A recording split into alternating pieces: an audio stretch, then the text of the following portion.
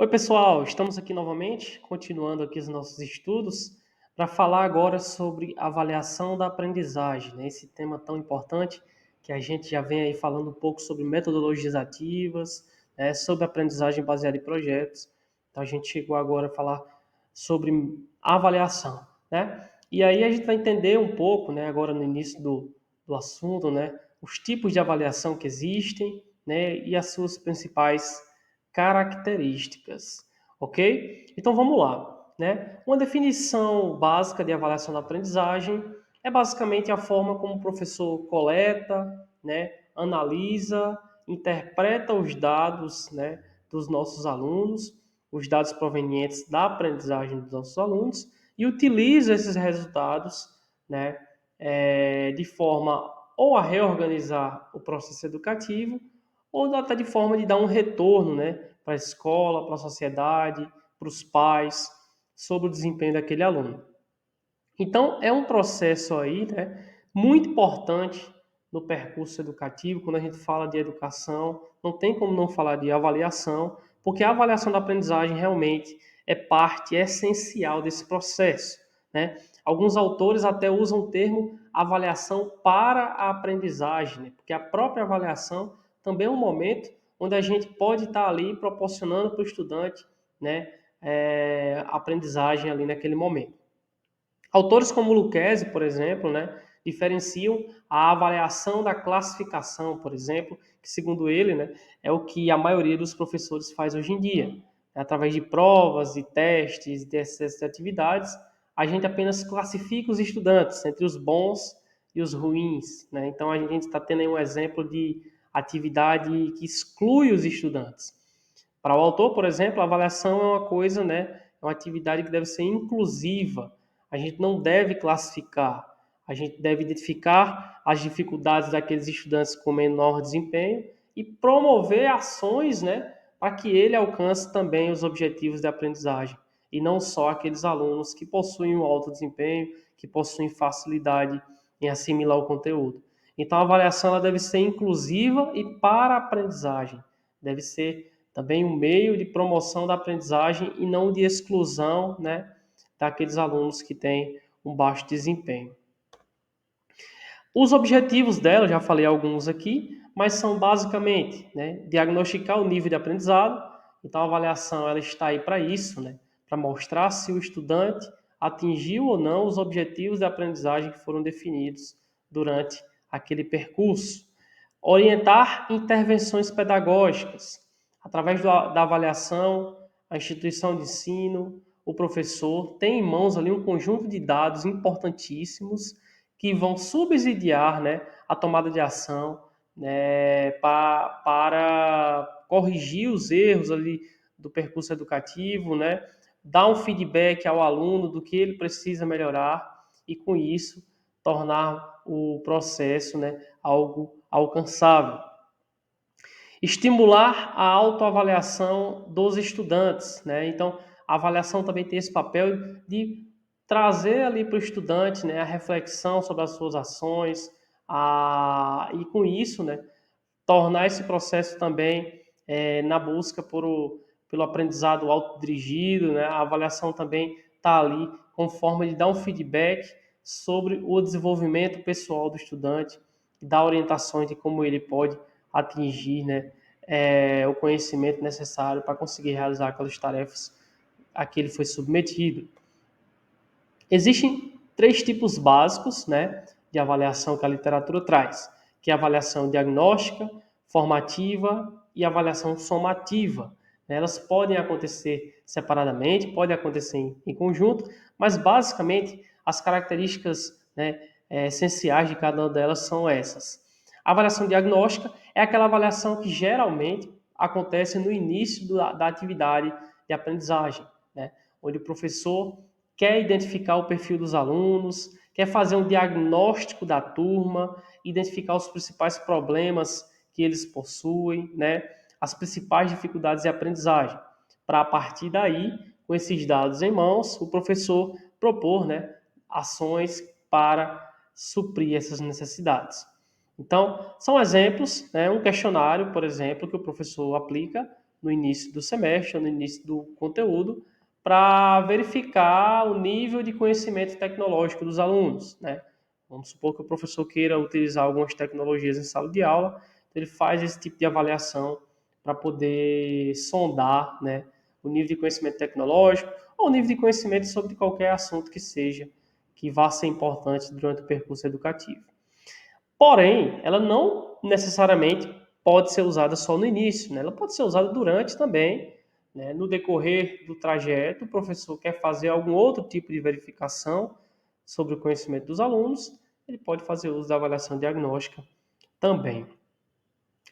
A avaliação formativa, por outro lado, é feita durante todo o processo, né? A diagnóstica e a somativa, né? A gente já viu a diagnóstica, que é geralmente feita no início, a formativa é feita durante todo o processo. E aqui o termo avaliação para a aprendizagem ganha um destaque ainda mais, né? Então, através da avaliação formativa, o professor, através de um feedback, né, bem feito, através de ações de orientação, né, e de reordenação do percurso formativo, busca garantir que todos os estudantes atinjam os objetivos de aprendizagem propostos. Então, ali, durante as atividades, o professor identifica as dificuldades, dá um feedback formativo ao estudante do que ele precisa melhorar, né? Acompanha de perto esse estudante e, com isso, ele vai guiando, né, motivando ali esse estudante durante o seu percurso formativo. Então, exemplos de estratégias formativas é o acompanhamento, por exemplo, através de grupos de discussão online, né? O uso de portfólio, onde o professor possa atribuir um feedback formativo mais rápido, né? Existem diversas outras aí, a gente vai estar abordando também aí no nosso material. Mas a característica marcante, né, dela é essa, é que ela acontece durante o processo e tem como objetivo justamente isso, manter o aluno no foco dos objetivos de aprendizagem definidos, fazer com que ele não se perca, né? Então esse acompanhamento aí constante e esse feedback constante. A avaliação somativa, diferente da formativa, que é durante todo o processo, e da diagnóstica que acontece no início, a somativa acontece no final, né? É quando é gerada ali a nota, né, que a sociedade tanto precisa que a gente utilize, que as escolas tanto precisam, que os pais tanto cobram, né? Então a nota final ali, geralmente, é atribuída na avaliação somativa que é feita ao final do processo, no fim do semestre, no fim do bimestre, né? No final do ano letivo, a gente tem ali aquele momento que vai culminar na geração de uma nota, né? Então, o objetivo dela é justamente esse: trazer um resultado, né, do panorama geral do aprendizagem do aprendizado do aluno. Então, é essa avaliação que vai traduzir todo o processo em um resultado, seja uma nota, seja um conceito, né? Mas é aí que o aluno vai, e os pais e a escola vão ter um resultado de como aquele aluno, como foi o desempenho daquele aluno no processo educativo. Exemplo de avaliação somativa, o mais famoso é a prova, né? A prova, a recuperação, a prova final, né? Mas a gente tem aí também o seminário, a gente tem aí também o estudo de caso, são outros exemplos, mas a prova é a mais comum, né? E a mais praticada pelos professores, e é que os alunos tanto têm medo, né?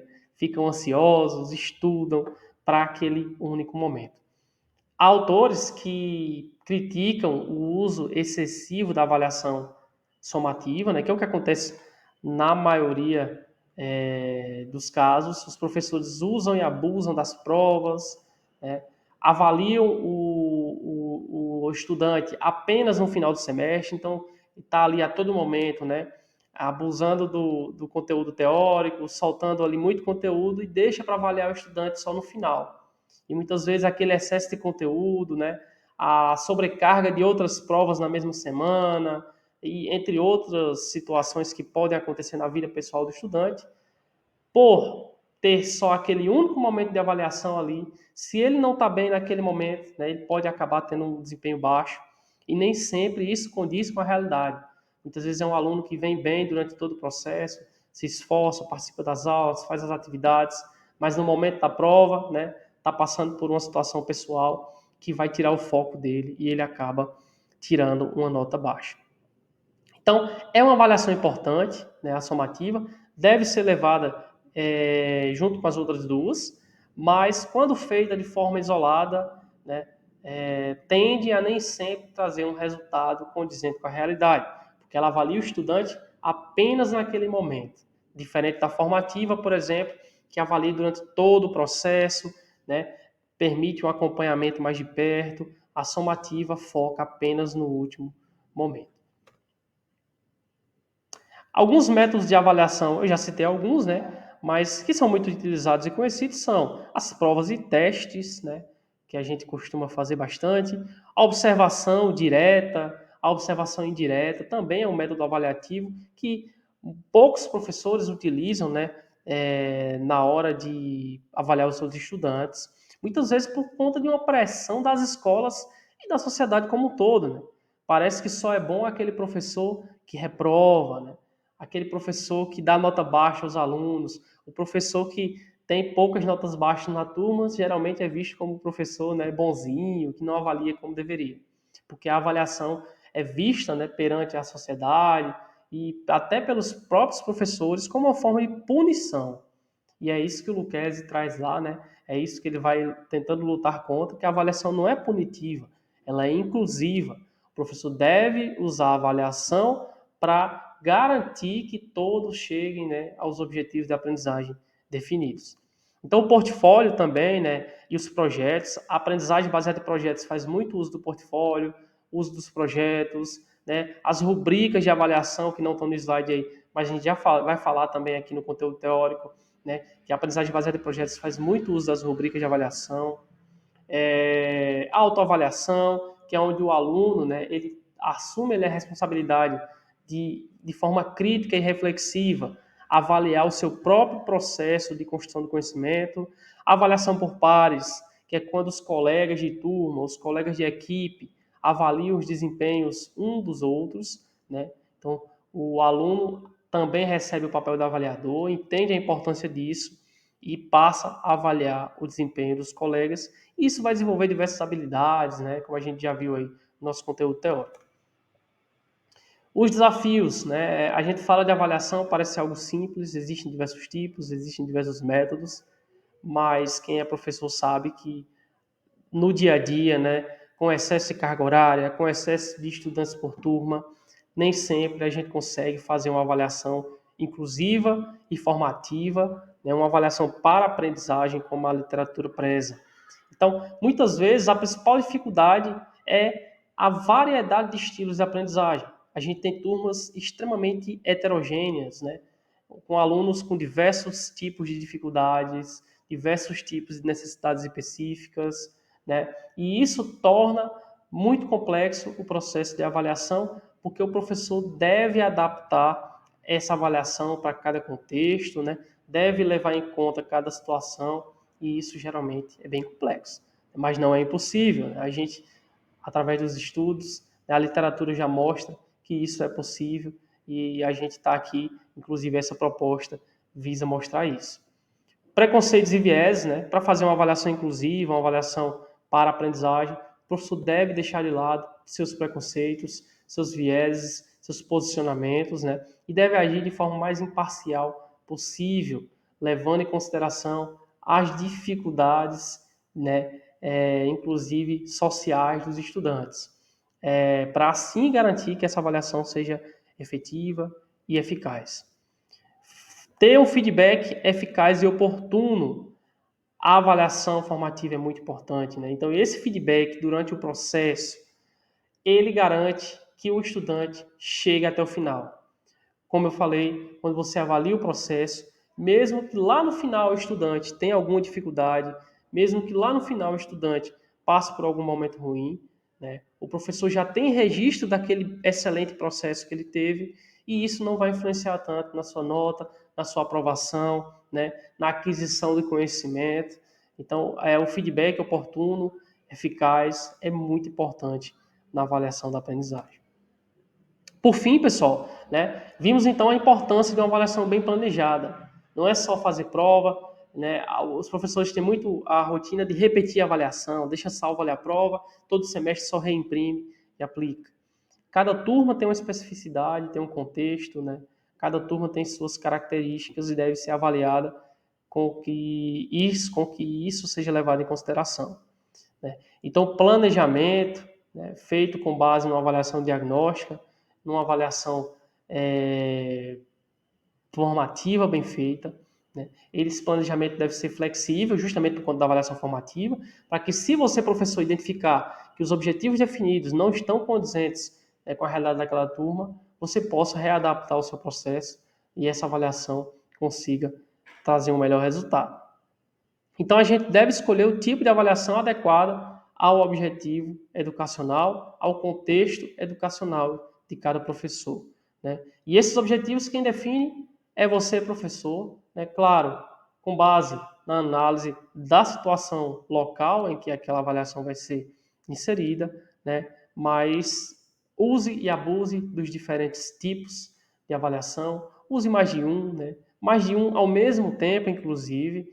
Quando a gente fala de avaliação, a gente fala dessa coleta de dados e análise. Então, quanto mais dados você tiver em mãos, quanto mais a sua análise for profunda, melhor você vai ter um resultado e os estudantes também vão ter um melhor resultado, né? Com a melhor aprendizagem e, com isso, consecutivamente, com melhores notas, né? Com melhores resultados finais. Tranquilo?